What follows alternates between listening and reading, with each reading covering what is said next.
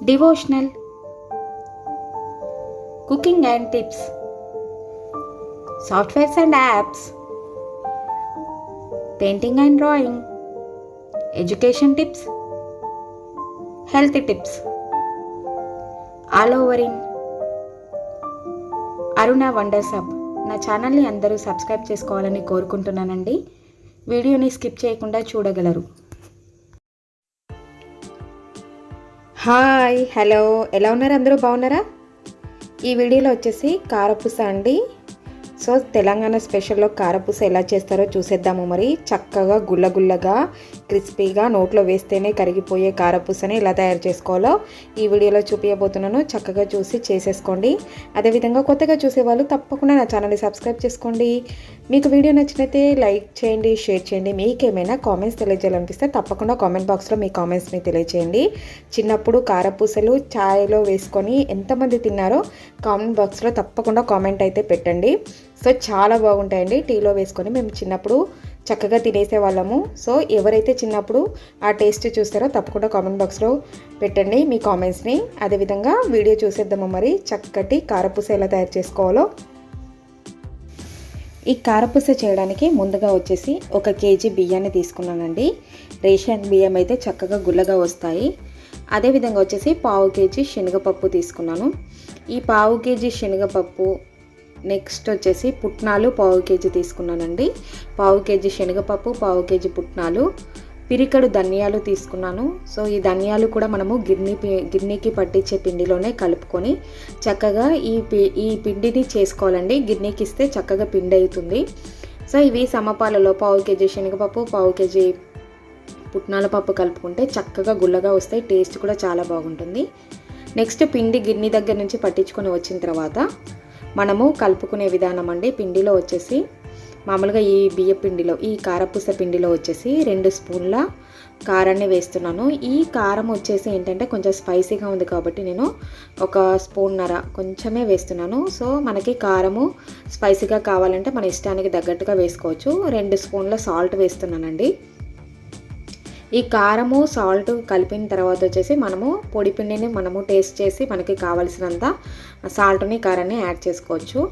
ఇక్కడ వచ్చేసి నేను నువ్వులు తీసుకున్నానండి. నువ్వులు వచ్చేసి మనము కారపూస దొడ్డుగా చేసుకుంటున్నాం కాబట్టి నువ్వులు వేసుకుంటే చాలా బాగుంటుంది. 2 పిరికెళ్ళు కానీ 3 పిరికెళ్ళు కానీ తీసుకొని చక్కగా నువ్వులు వేసుకోవాలి. 1 కేజీకి కొద్దిగా ఓమ, 1 పిరికెడు కంటే కొంచెం తగ్గించి ఓమ వేసుకుంటే టేస్ట్ బాగుంటుంది. పిరికెడు వేసుకున్నా కూడా బాగుంటుంది. ఇది వచ్చేసి 2 వెల్లిగడ్డలండి, ఎల్లిపాయలు, అదేవిధంగా వచ్చేసి జీలకర్ర పేస్ట్ పట్టామండి. ఈ పేస్ట్ వేస్తే చక్కగా చాలా టేస్టీగా ఉంటుంది. టేస్ట్ అనేది చాలా బాగుంటుంది. 2 ఎల్లిపాయలను చక్కగా పొట్టు తీసి అదేవిధంగా 1 పిరికెడు జీలకర్రని మిక్సీ పట్టేసుకొని మిశ్రమాన్ని కలుపుకొని చక్కగా ఫస్ట్ పిండిని వచ్చేసి పొడి పిండిని చక్కగా అన్ని ఇంగ్రీడియంట్స్ కలిసేలాగా కలుపుకున్న తర్వాత వాటర్ని యాడ్ చేసి గట్టిగా కలుపుకోవాలండి. మనము పిండిని లూజ్గా కలుపుకోకూడదు. ముద్ద అనేది గట్టిగా ఉంటాయి. ఎంత గట్టిగా ఉంటే అంత చక్కగా మనకి క్రిస్పీనెస్గా వస్తాయి, గుల్లగుల్లగా వస్తాయి.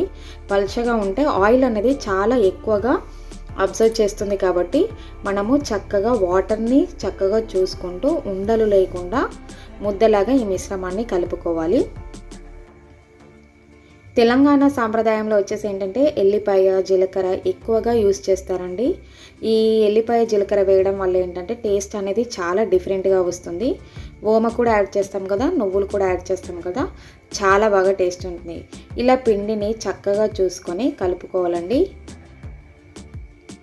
మామూలుగా కొంతమంది వచ్చేసి పిండిలో వేడి వాటర్ని వేసి కూడా కలుపుకుంటారు. అలా కలుపుకున్నా సరే పిండి చక్కగా గుల్లగా వస్తుంది. ఇందులో వచ్చేసి మనము పుట్నాల పప్పు, శనగపప్పు యాడ్ చేసాం కాబట్టి ఆటోమేటికల్గా వచ్చేసి వేడి వాటర్ పోయకపోయినా సరే గుల్లగుల్లగా చక్కగా టేస్ట్ అనేది చాలా బాగుంటుంది. ఇలా గట్టిగా పిండిని చక్కగా వాటర్ని చూసుకుంటూ ఒక ముద్దలాగా చేసుకొని మనము ఈ కారపూసని వేసుకోవడమే అండి.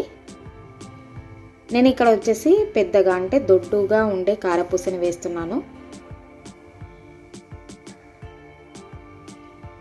సో చక్కగా ఇలా ముద్ద చేసుకొని ఒక 15 మినిట్స్ పక్కకి పెట్టుకొని ఉంటే పిండి నానిన తర్వాత కూడా చక్కగా వస్తాయండి. చూసారు కదా, ఇలా ముద్దగా చేసుకున్న తర్వాత మనము ఇంకా కారపూస రెడీ చేసేసుకొని నూనె ఆయిల్ వేడెక్కిన తర్వాత వచ్చేసి చక్కగా కారపూసని వేసుకుంటే చక్కటి కారపూస క్రిస్పీగా టేస్టీగా ఉండే కారపూస రెడీ అయిపోతుంది. చూసారు కదా, ఇలా పిండిని చక్కగా ఒక 15 మినిట్స్ పక్కకు పెట్టేసాము. చక్కగా నానిపోయింది. ఇలా ముద్ద చేసేసుకొని కారపూసని వేసుకోవడమే అండి. గట్టిగా ఉంటాయి, పిండి అనేది గట్టిగా ఉంటే ఏంటంటే మనకి ఆయిల్ అనేది ఎక్కువగా గుంజదు, చక్కగా వస్తాయి. ఆయిల్ అనేది ఎక్కువ లేకుండా ఉంటే చాలా టేస్టీగా ఉంటాయి. పిండి ఎప్పుడు లూజ్గా కాకుండా చూసుకోండి. ఇలా ముద్ద చేస్తే గట్టిగా ఉండాలి, చక్కగా చేతులకి అతుక్కోకుండా ముద్ద అనేది రావాలి. ఇది ఇంపార్టెంట్ అనమాట. ఇలా చేసుకుంటే ఆయిల్ అనేది ఎక్కువగా తీసుకోదు. చూసారు కదా, ఇలా గట్టిగా ఒత్తుకుంటున్నాను.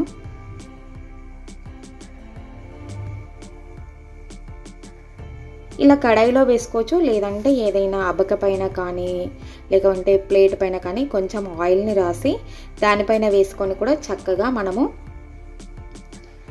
కడాయిలో ఆయిల్లో వేసుకుంటే చక్కగా కాలిపోతాయి. నేనైతే ఫస్ట్ కొంచెం చూస్తున్నానండి. ఎందుకోసం అంటే ఫస్ట్ స్టార్టింగ్ వచ్చేసి కొద్దిగానే వేసి చూస్తున్నాను ఎలా ఉంది ఏంటి అనేది పిండి. ఇలా వేసుకున్న తర్వాత చక్కగా మనము ఆయిల్కి తగ్గట్టుగా మనము ఒత్తుకుంటే కారపూస అనేది రెడీ అయిపోతుంది. ఇలా అబకతో కొట్టినప్పుడు మనకి ఏంటంటే క్రిస్పీగా ఉంటే ఏంటంటే సౌండ్ వస్తుందండి. అలాగా ఉంటే చక్కగా కాలిపోయినట్టే. అదేవిధంగా నూనె కూడా పొంగు తగ్గిపోతుంది, కాలిపోయినట్టే అండి. శనగపిండి అనేది ఆయిల్లో ఉన్నప్పుడు కలర్ అనేది తెలీదు, బయటికి తీయంగానే కలర్ అనేది తేడా అయిపోతుంది. సో చక్కగా ఇలా కాల్చుకోవడమే. చక్కగా రెడీ అయిపోయాయండి ఇలా కారపూస. ఎవరైతే ఈ వీడియో నచ్చిందో తప్పకుండా లైక్ చేయండి, షేర్ చేయండి. మీకు ఏమైనా కామెంట్స్ తెలియజేయాలనిపిస్తే తప్పకుండా కామెంట్ బాక్స్లో మీ కామెంట్స్ని తెలియజేయండి. కొత్తగా చూసేవాళ్ళు వీడియో నచ్చినట్లయితే ఛానల్ని తప్పకుండా సబ్స్క్రైబ్ చేసుకోండి. మరిన్ని కుకింగ్, అదేవిధంగా డివోషనల్ వీడియోస్, ట్రావెలింగ్ వీడియోస్ ఇలా కొత్తగా ప్రతి వీడియో కొత్తగా ఉండడానికి ట్రై చేస్తానండి. తప్పకుండా నా ఛానల్ని అందరూ సబ్స్క్రైబ్ చేసుకోవాలని కోరుకుంటున్నాను. చక్కగా ఇలాగా గుల్లగా కారపూస అనేది రెడీ అయిపోయింది. 1 కేజీకి చక్కగా రెడీ చేసుకోవచ్చండి. ఇలా ఇంగ్రీడియంట్స్ అనేవి వేసుకుంటే చాలా క్రిస్పీగా టేస్టీగా ఉండే కారపూస అనేది రెడీ అయిపోతుంది. చక్కగా ఇలా ఒక బేషన్లో వేసేసుకుంటే ఆయిల్ అనేది కిందికి వెళ్తుంది. తర్వాత వచ్చేసి మనము మామూలుగా వేరే బేషన్లో తీసేసుకుంటే సరిపోతుంది.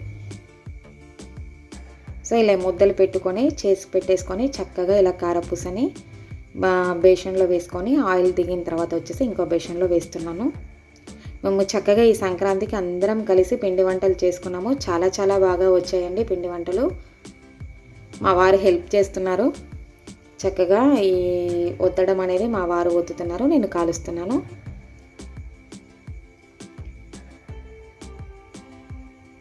అండ్ చక్కగా ఇలా టేస్టీ పిండి వంటలు చేసేసుకోండి. హెల్తీగా ఉండండి. ఇంట్లో చేసిన వంటకాలనే తినాలండి. ఆరోగ్యానికి ఆరోగ్యము, రుచికి రుచి ఉంటుంది. చక్కగా ఇలా పండగలప్పుడు చక్కగా పిండి వంటల్ని చేసుకొని అందరూ చక్కగా ఆస్వాదించండి. ఈ వంటలను చేసి టేస్టీ వంటలు అందరూ చేసుకోవాలని కోరుకుంటున్నానండి. ఎవరైతే ఛానల్లో వీడియోస్ చూస్తున్నారో తప్పకుండా సో వారికి అందరికీ నా కృతజ్ఞతలు తెలియజేసుకుంటున్నాను. Thank you for watching.